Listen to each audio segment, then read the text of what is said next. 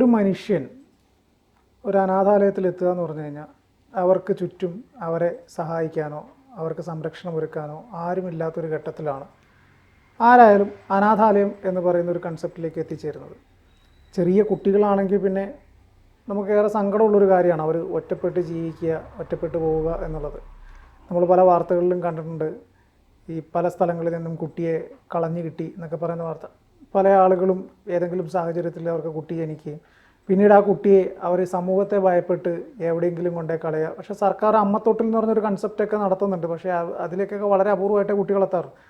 ഇങ്ങനെ പല സ്ഥലങ്ങളിൽ ഒറ്റപ്പെട്ടു പോകുന്ന കുട്ടികൾ, പ്രായമായവർ, കുറച്ച് പ്രായമായ കുട്ടികൾ, അങ്ങനെയുള്ള ആളുകളൊക്കെ ഈ അനാഥാലയത്തിൽ എത്തിപ്പെടുകയും പിന്നീട് അനാഥാലയത്തിൽ അവരൊരു കുടുംബത്തെ പോലെ കഴിയുന്നു എന്നാണ് പുറത്തു നിന്നുള്ള നമ്മുടെയൊക്കെ കാഴ്ചപ്പാടുകൾ.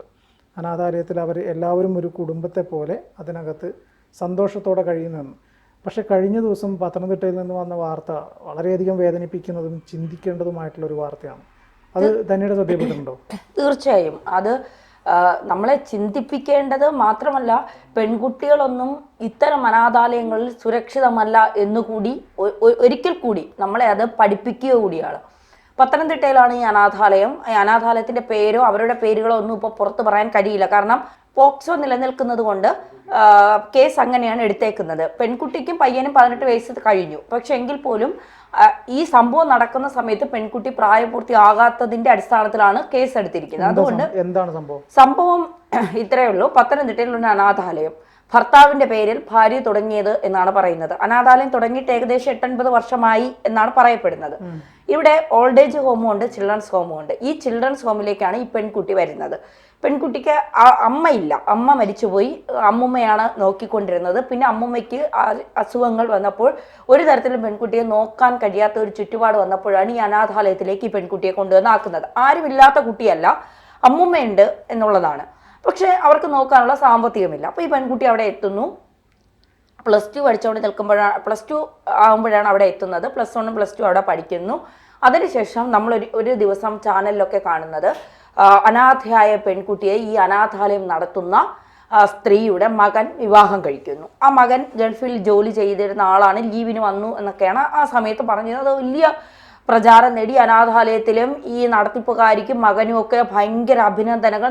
ഞാൻ പോലും ആ വാർത്ത കണ്ടപ്പോൾ ആ ചെക്കനോട് വല്ലാത്തൊരു സ്നേഹവും ബഹുമാനവും ഒക്കെ തോന്നി. ഇങ്ങനെ ഒരു പെൺകുട്ടിക്ക് ജീവിതം കൊടുക്കാൻ ആ ചെക്കന് കഴിഞ്ഞല്ലോ. കാരണം ആരും ചിന്തിക്കുന്ന കാര്യങ്ങളല്ല. 100 പേരെ എടുത്താൽ അതിലൊരു 5 പേര് ചിന്തിക്കുന്ന കാര്യമാണ് സ്ത്രീയും പുരുഷനായാലും ഒരു അനാഥ പെൺകുട്ടിയെ വിവാഹം കഴിക്കുക എന്ന് പറയുന്നത്. അപ്പോൾ തീർച്ചയായിട്ടും അവർ നല്ലത് വരട്ടെ, അവരുടെ ജീവിതം സന്തോഷകരമായി പോകട്ടെ എന്നൊക്കെ നമ്മൾ വിചാരിച്ചു. അതിനിടയ്ക്ക് ആ പെൺകുട്ടി ഒരു യൂട്യൂബ് ചാനൽ തുടങ്ങുന്നു. അതിൽ അവളുടെ വിശേഷങ്ങൾ പങ്കുവയ്ക്കുന്നു. വിവാഹം കഴിഞ്ഞ് ഏകദേശം 1 മാസം കഴിഞ്ഞപ്പോൾ തന്നെ അവൾ പ്രഗ്നൻ്റ് ആണ് എന്നുള്ള വിവരം ഈ യൂട്യൂബിലൂടെ പങ്കുവയ്ക്കുന്നു. പിന്നീട് 5-ാം മാസത്തിലെ ചടങ്ങുകൾ പങ്കുവയ്ക്കുന്നു. അതിനുശേഷം പെൺകുട്ടി പ്രസവിക്കുന്നു. ഈ പ്രസവിച്ച സമയം മുതലാണ് യൂട്യൂബിലെ മറ്റാളുകൾക്ക് ഇതിലൊരു ക്യൂരിയോസിറ്റി തോന്നുന്നത്. അതായത് കല്യാണം ഒക്ടോബറിലാണ് കഴിയുന്നത്. നവംബറിൽ അടുത്ത നവംബർ ഈ പെൺകുട്ടി പ്രസവിക്കുന്നു എന്നാണ് പറയുന്നത്. അതായത് കല്യാണം കഴിഞ്ഞ് 7 മാസമായപ്പോൾ ഈ പെൺകുട്ടി പ്രസവിച്ചു. അപ്പോൾ വളർച്ച എത്താത്ത കുഞ്ഞാണ്, കുഞ്ഞിന് ഹൃദയ സംബന്ധമായ എന്തോ അസുഖമൊക്കെ ഉണ്ടെന്ന് ഇവർ തന്നെ വന്നിരുന്ന ഓരോ വീഡിയോയിൽ പറയുന്നത് കേൾക്കാം.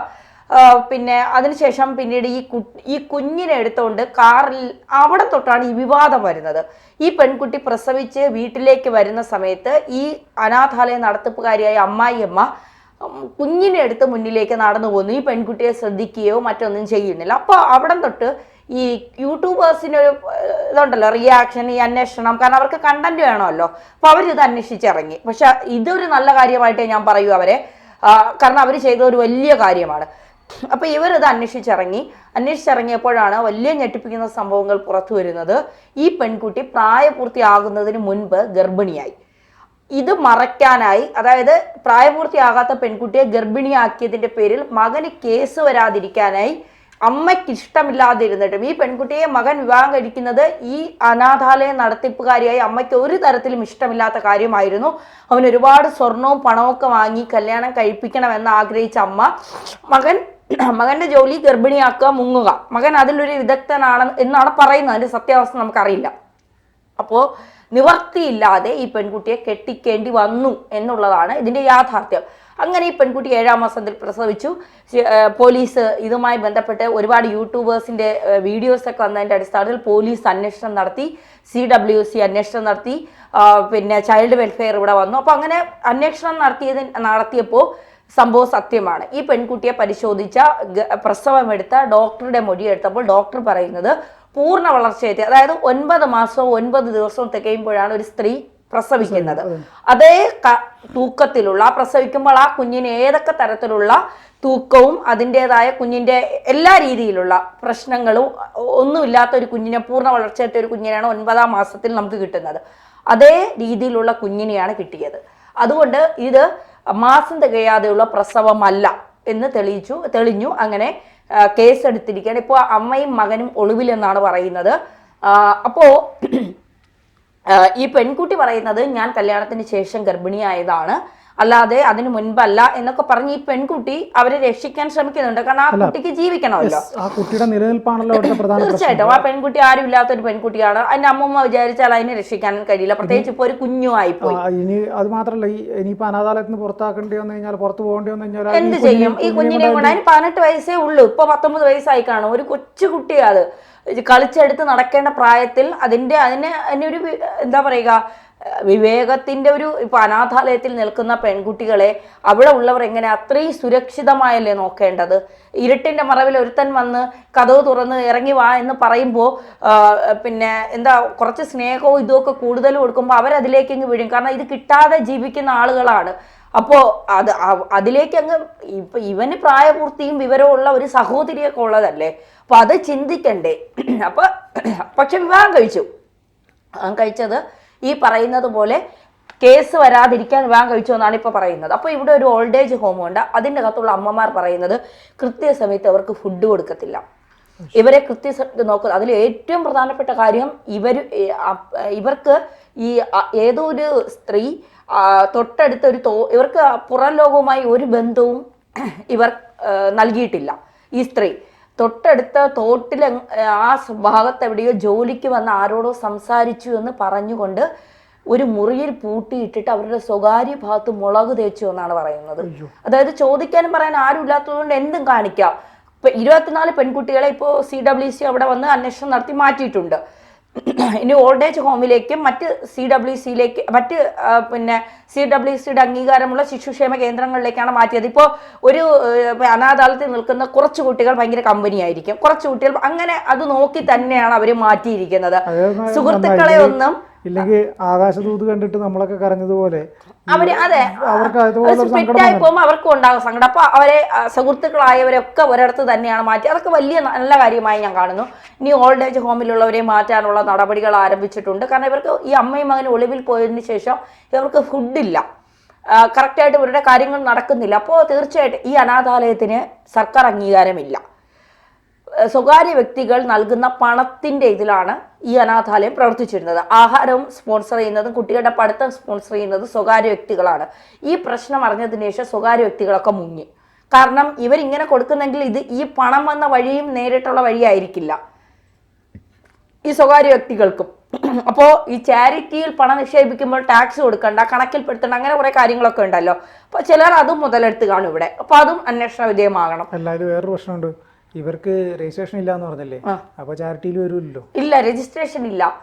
അത് മാത്രമല്ല ഈ അനാഥാലയ നടത്തിപ്പുകാരിയായ സ്ത്രീ വളരെ പാവപ്പെട്ട ഒരു സ്ത്രീ ആയിരുന്നു എന്നാണ് ആ നാട്ടുകാർ പറയുന്നത്.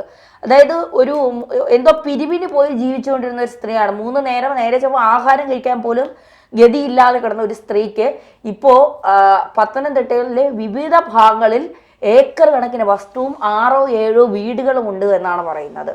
അപ്പോൾ ഈ കുഞ്ഞുങ്ങളെയും ഈ വൃദ്ധരായവരെയും വച്ച് പണം ഉണ്ടാക്കുക എന്നുള്ളതാണ്. പണം മോശപ്പെട്ട രീതിയിലാണെന്നല്ല ഞാൻ പറയുന്നത്, ഇവരെ കാണിച്ച് സ്പോൺസേഴ്സിന്റെ കയ്യിൽ നിന്ന് പണം വാങ്ങി ഇവരുടെ കാര്യങ്ങൾക്ക് വേണ്ടി ഉപയോഗിക്കും. ഇപ്പോൾ ഒരു വീട് വെച്ചിട്ട് അതിന്റെ ഒരു വീഡിയോ ഇട്ടിട്ട് ഒരു 2 മാസത്തിനകത്തേ ആയുള്ളൂ ഇവരൊരു പുതിയ വീട് വെച്ച് മരുമകളെയും മകനെയും ആ വീട്ടിലേക്ക് മാറ്റിയതിന്റെ വീഡിയോ.